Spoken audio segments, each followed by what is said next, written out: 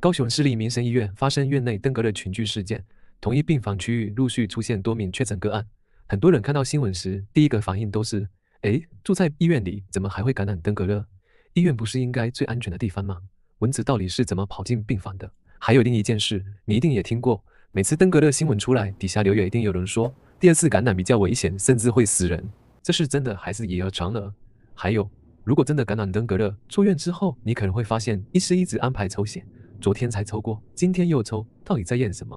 为什么不能一次验完？这3个问题，今天我会用医检师的角度，带你从一只蚊子开始，一路走到检验报告出来，全都解开。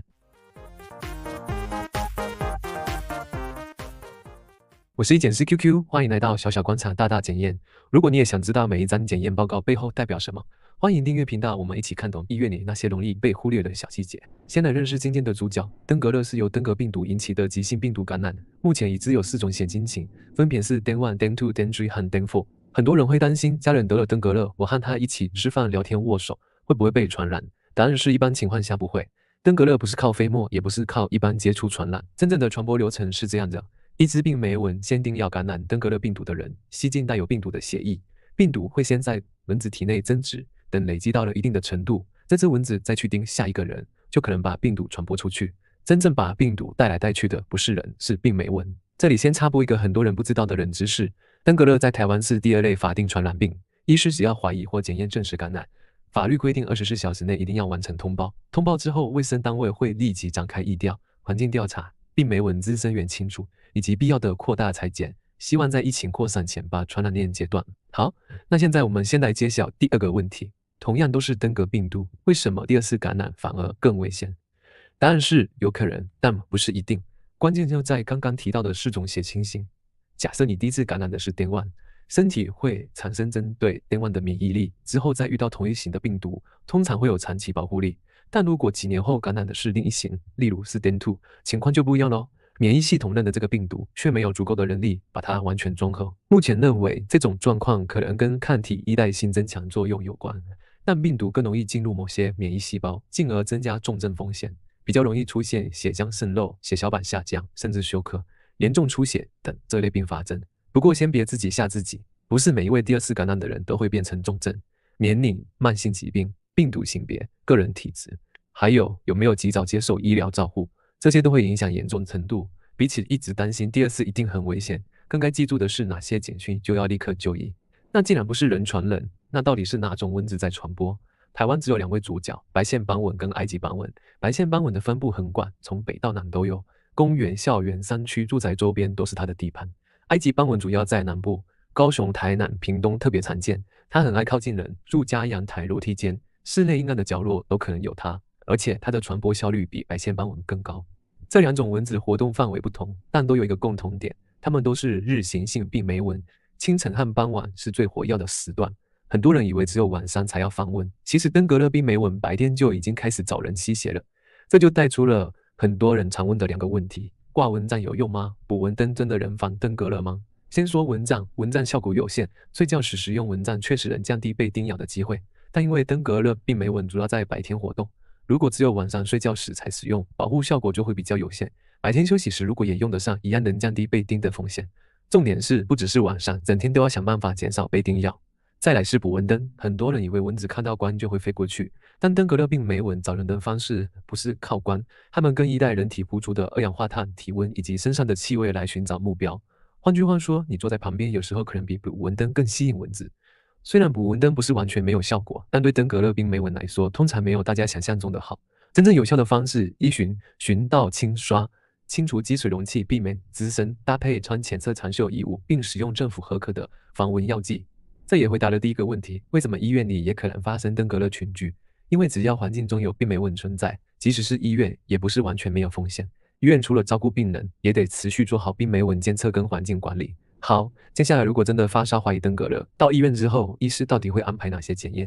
我在检验科最常被病人问一句话：不是昨天才抽过，今天怎么又抽血？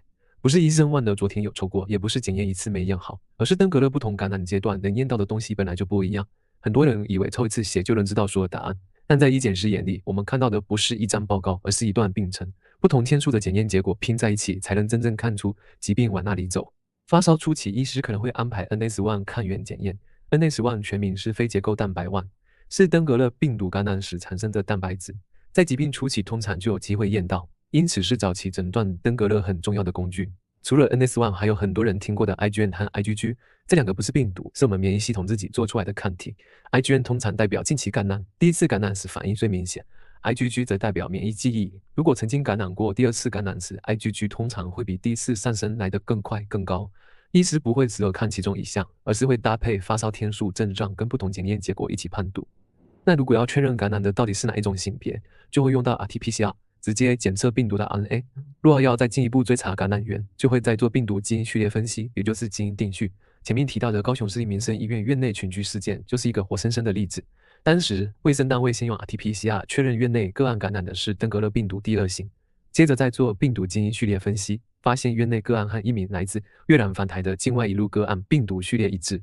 再结合疫调资料、住院期间及病房位置等资讯，研判这名境外一路个案就是这波院内群聚的感染源。第三检验报告有时候真的能帮忙拼出一整条疫情传播链。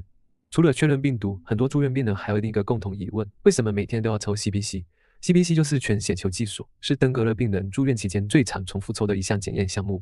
原因很简单，医师看的不是某一天的数值，而是每天的变化趋势。白血球是不是开始下降？血小板有没有持续减少？血容比有没有升高？如果白血球和血小板一路往下掉，从此血容比逐渐升高，就代表体内可能会出现血浆渗漏，更需要密切观察。真正重要的不是今天是多少，而是跟昨天比变化了多少。除了数字，医师也会搭配临床表现一起评估。如果病人开始持续腹痛、反复呕吐、黏膜或皮下出血，或者医师检查发现肝脏肿大，甚至冷变得嗜睡、躁动不安，这些都是世界卫生组织列出的登革热警示征兆，需要提高警觉。所以每一次被抽血，都不是因为上一次没验好，而是在确认病情，到底是在往好的方向走，还是往重症靠近。好，现在我们就把一开始留下的3个问题一次回答。第一，在医院为什么还会传染？因为登革热是蚊子传的，不是人传人。只要环境有病没蚊，在哪里都可能有风险，当然也包括医院。第二次感染真的会比较危险吗？因为4种血清型的关系，风险确实可能比第一次高，但不代表一定会变成重症。重点是有没有及早就医监测。